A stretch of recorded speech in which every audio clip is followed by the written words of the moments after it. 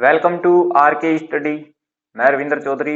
आज हम पढ़ने वाले हैं one day I wrote her name upon the stand, जो एडमंड स्पेंसर की पोएम है। सोनेट है ये, स्पेंसरियन सोनेट, जो कि एडमंड स्पेंसर के एक कलेक्शन कह सकते हैं, एमोरिटी से लिया गया है। एमोरिटी में ये 75 नंबर सोनेट है। तो इसमें कवि क्या कहना चाहता है कि किस प्रकार से जो पोइट्री है वो पावरफुल होती है, यानी पोइट्री की क्या पावर होती है जब मृत्यु पूरे संसार पर छा जाती है। कहने का मतलब संसार की सब नश्वर चीजें जिनका विनाश हो जाता है, उसके बावजूद भी पोइट्री ऐसी पावरफुल है कि जो पोइट को अमर बनाए रखती है। तो क्या होता है इस सोनेट में, देखते हैं।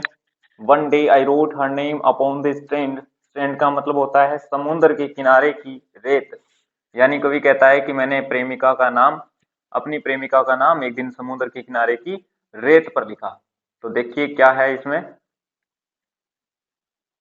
One day I wrote her name upon the strand but came the waves and washed it away.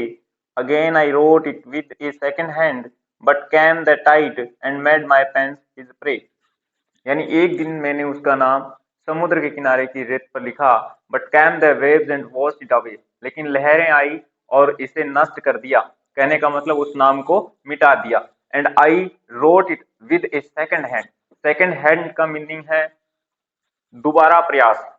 But came the Tide, लेकिन फिर से लहर आई। And made my pains his prey. Pains का मतलब है अटेम्प्ट, हार्ड वर्क। यानी कि एक दिन मैंने उसका नाम समुद्र के किनारे की रेत पर लिखा, लेकिन लहरें आई और उसे मिटा दिया। Again I wrote it with A second hand. मैंने पुनः प्रयास करके फिर से इसे लिखा, बट कैम द टाइड, लेकिन फिर से लहरें आई। And made my pains his prey, और मेरी हार्ड वर्क को यानी मेरे अटेम्प्ट को अपना शिकार बना लिया। यानी जो लहर आई दोबारा, उन्होंने मेरे दूसरे प्रयास को भी क्या कर दिया, नष्ट कर दिया। कहने का मतलब दोबारा जो नाम लिखा उसे भी मिटा दिया। प्रे की स्पेलिंग का ध्यान रखें, PREY। प्रे का मतलब स्वीकार करना होता है, और PRAY प्रे का मतलब प्रार्थना होता है। चलिए आगे बढ़ते हैं। यहाँ ध्यान रखें, सेकंड हैंड का मतलब दूसरा हाथ नहीं है, दोबारा अटेम्प्ट है। When man sad sea that tossed in vain assay, immortal things so to immortalize, for I myself shall like to this decay, and act my name be wiped out likewise. यानी van man कहने का मतलब है जिद्दी आदमी, हठी आदमी, sad सी। उसने कहा, कवि कहता है कि मेरी प्रेमिका ने कहा कि जिद्दी आदमी। जिद्दी क्यों कहा है? क्योंकि बार बार लहरें नाम मिटा रही थी और वो बार बार लिखने का प्रयास करता जा रहा था। इसलिए उसकी प्रेमिका उसे क्या कहती है कि जिद्दी आदमी, दैट डस्ट इन वैन ऐसे, कि ये आपका जो प्रयास है वो क्या है, वैन ऐसे है, यानी कि व्यर्थ प्रयास। Immortal, immortal thing so to immortalize, कि एक ऐसी नश्वर चीज को मोर्टलाइज करना यानी अमर बनाना। अर्थात मैं नश्वर हूं और मेरा आप नाम इस प्रकार से लिख करके अमर नहीं बना सकते। यानी कि ये नाम है वो बार बार मिटाया जा रहा है और आप उसको बार बार लिख रहे हो। For I myself shall like to this decay, क्योंकि मैं खुद भी इस नाम की भांति मिट जाने वाली हूं। And eke my name be wiped out likewise. Eke का मतलब है ऑल्सो, और मेरा नाम भी इस प्रकार से मिट जाएगा। यानी कवि कहता है कि मेरी प्रेमिका ने मुझे कहा, जिद्दी आदमी, तुम्हारे इस प्रकार से नश्वर चीज को अमर बनाना व्यर्थ प्रयास है, क्योंकि इस नाम की भांति मैं भी मिट जाने वाली हूं, मैं भी नश्वर हूं। यहाँ देखिए दो बार वैन शब्द यूज किया है। एक बार ये है वैन मैन। वैन मैन का मतलब है जिद्दी आदमी, और दूसरी बार देखिए वैन ऐसे लिखा है। वैन ऐसे का मतलब है व्यर्थ का प्रयास। यानी कि प्रेमिका ने कहा कि आपका जो प्रयास है वो व्यर्थ का है, क्योंकि मैं नश्वर हूं। जिस जिस प्रकार मेरा नाम मिटाया जा रहा है लहरों के द्वारा, उस प्रकार मैं भी मिट जाने वाली हूँ, मेरा भी नाश होने वाला है। नॉट सो क्वर्ड आई।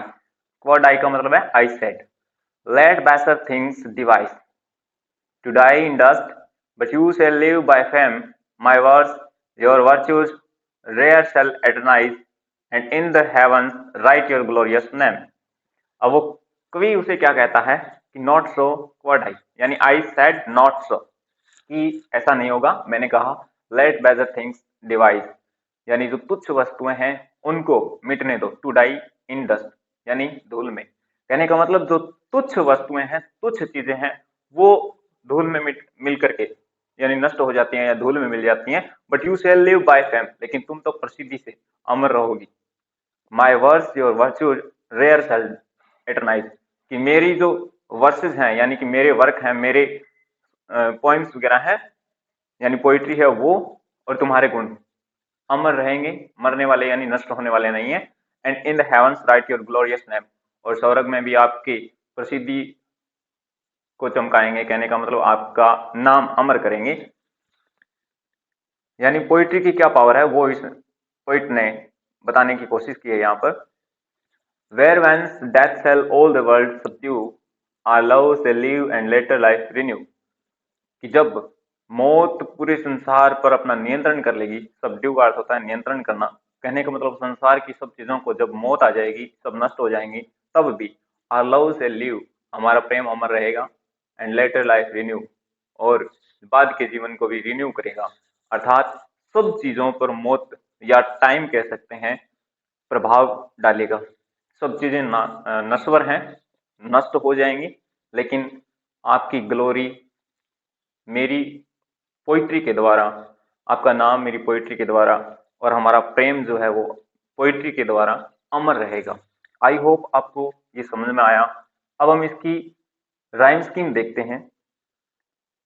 ये स्पेंसरियन सोनेट है। स्पेंसरियन सोनेट में क्या होता है, 3 क्वार्टरन होते हैं और 1 कपलेट होता है।